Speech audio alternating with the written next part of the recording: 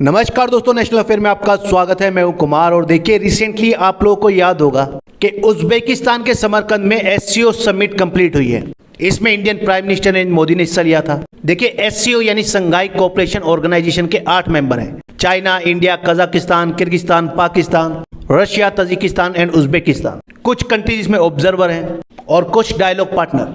अब ये जो समिट हुआ था उज्बेकिस्तान में एससीओ का, इसमें वैसे तो कई चीजें हुई, लेकिन एक चीज यहाँ पर काफी इंपॉर्टेंट है। इस समिट के दौरान चाइनीज प्रेसिडेंट शी जिनपिंग ने वार्न किया है अगेंस्ट कलर रिवॉल्यूशन, और ये वार्निंग दी गई है indirectly to United States. China के प्रेसिडेंट ने रशिया, इंडिया और जो अदर मेंबर कंट्रीज हैं एससीओ की, उनसे अपील की है कि वो एक दूसरे के साथ कोऑपरेट करें, जिससे फॉरेन कंट्रीज को रोका जा सके इन कंट्रीज की गवर्नमेंट को डिस्टेबलाइज करने से बाय इंसाइटिंग कलर रिवॉल्यूशन। और ये फॉरेन पावर्स है mainly US and western countries. तो देखिए इस वीडियो में बात करेंगे इसी बारे में कि एक्चुअली ये कलर रिवॉल्यूशन है क्या और क्यों चाइना ने वार्न किया है कुछ कंट्रीज को इसके बारे में। देखिए रिसेंटली आप लोगों ने न्यूज में सुना होगा कि कई कंट्रीज ऐसी हैं जिनमें लोगों द्वारा विद्रोह किया गया, आंदोलन हुए और वहां के जो अथॉरिटेरियन लीडर्स थे उनकी सरकारों को गिरा दिया गया। ये जो रिवॉल्यूशन हुए कुछ कंट्रीज में, इनमें लोगों की मेनली डिमांड यही थी कि फ्री एंड फेयर इलेक्शंस हो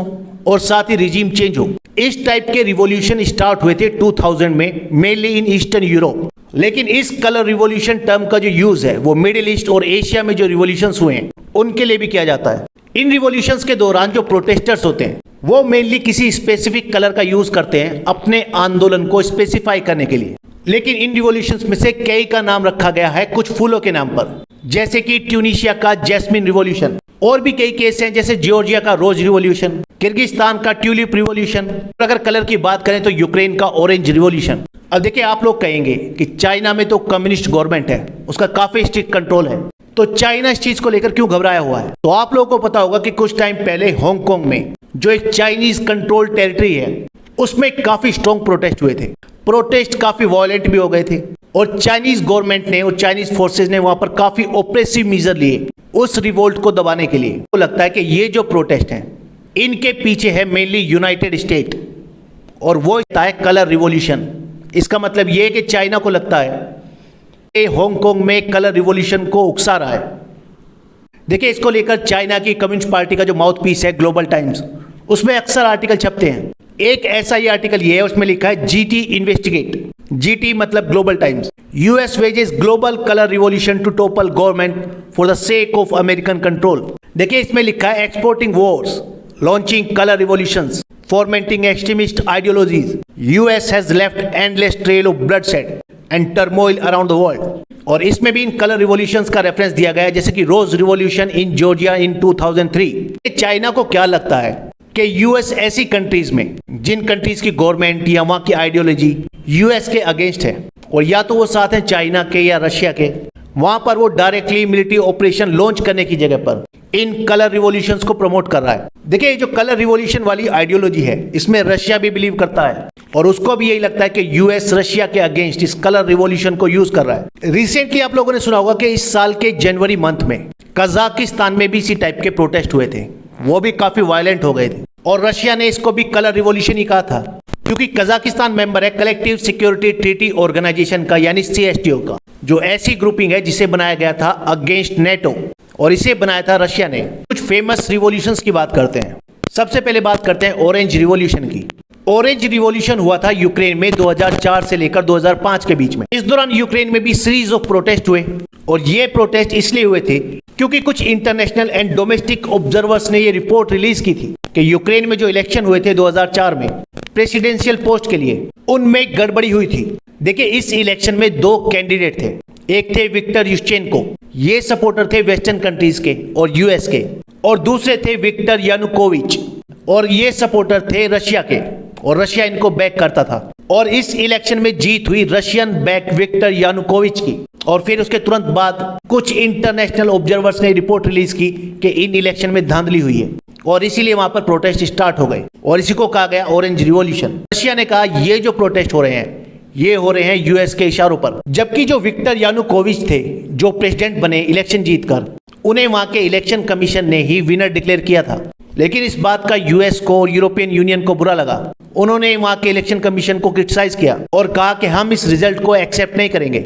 अब इस रिवॉल्यूशन को ऑरेंज रिवॉल्यूशन इसलिए कहा गया क्योंकि इसमें जो प्रोटेस्टर थे वो ऑरेंज कलर के कपड़े पहनते थे और इलेक्शन में जो दूसरे कैंडिडेट थे जिन्हें सपोर्ट कर रहा था यूएस और western countries, Victor Yushchenko, orange colour उनकी कैंपेनिंग का कलर था। बाद में इस इलेक्शन के रिजल्ट को रद्द कर दिया गया।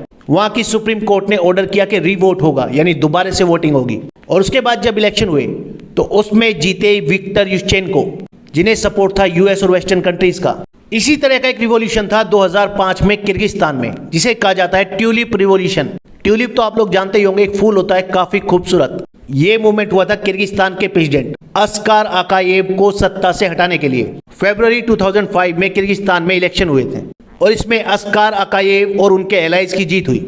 और एक बार फिर फॉरेन ऑब्जर्वर्स, स्पेशली वेस्टर्न, उन्होंने ये कहा कि ये जो इलेक्शन हुए हैं ये फ्लॉड है, मतलब गलत है, इनमें भी गड़बड़ी हुई है। और देखिए यहाँ पर एक बात काफी इंटरेस्टिंग है। इस इलेक्शन से पहले यूएस का जो बहुत फेमस न्यूज़पेपर है वॉल स्ट्रीट जर्नल, उसमें बाकायदा एक रिपोर्ट छपी थी और उसमें दावा किया गया था कि यूएस की गवर्नमेंट ने किर्गिस्तान के इलेक्शन में अस्कार आकायेव के जो ओपोजिशन लीडर्स थे उनको बाकायदा एड प्रोवाइड की थी। इसका मतलब यूएस इनडायरेक्टली और डायरेक्टली दोनों तरीके से वहां के ओपोजिशन को सपोर्ट कर रहा था। और जब वो नहीं जीते तो यूएस ने डिक्लेयर करवा दिया थ्रू इंटरनेशनल एजेंसीज कि ये इलेक्शन तो फ्रॉड है और फिर वहां भी प्रोटेस्ट स्टार्ट हो गए। और देखिए ये जो आकायेव थे जिनके खिलाफ ये प्रोटेस्ट हो रहे थे इलेक्शन जीतने के बाद, वो वहां के प्रेसिडेंट थे 1990 से। मार्च 2005 में ये जो प्रोटेस्ट चल रहे थे किर्गिस्तान में, इन्हें वहां के ओपोजिशन लीडर्स ने भी ज्वाइन कर लिया। और फिर प्रोटेस्टर्स ने किर्गिस्तान की जो कैपिटल है बिश्केक, वहां पर जो उसकी पार्लियामेंट है उसके बाहर के एरिया को ऑक्यूपाई कर लिया, मतलब घेर लिया। धीरे धीरे इस मूवमेंट ने मोमेंटम पकड़ा और ये पूरी कंट्री में फैल गया। सभी प्रोटेस्टर डिमांड कर रहे थे कि आकायेव रिजाइन करें, लेकिन तब उन्होंने नेगोशिएट करने से मना कर दिया। लेकिन 2005 में 24 मार्च को फाइनली उन्हें अपनी फैमिली के साथ देश छोड़कर भागना पड़ा और वो पहुंचे रशिया और वहीं से उन्होंने अपनी पोस्ट से रिजाइन किया। फिर अल्टीमेटली एक बार फिर से किर्गिस्तान में गवर्नमेंट बनी which was supported by United state. देखिए वैसे चाइना डायरेक्टली आरोप लगाता है यूएस पर इन रिवॉल्यूशंस के लिए, जिन्हें कहा जाता है कलर रिवॉल्यूशन। लेकिन इसमें एक बात सच है कि जहां जहां पर भी ये रिवॉल्यूशन हुए हैं वहां पर उस वक्त जो गवर्नमेंट थी वो यूएस की एलाई नहीं थी और वहां का जो ओपोजिशन था वो यूएस सपोर्टेड था। और इन रिवॉल्यूशंस के बाद सरकारें गिराकर वो सरकारें बनाई गई जो यूएस को सपोर्ट करती थी।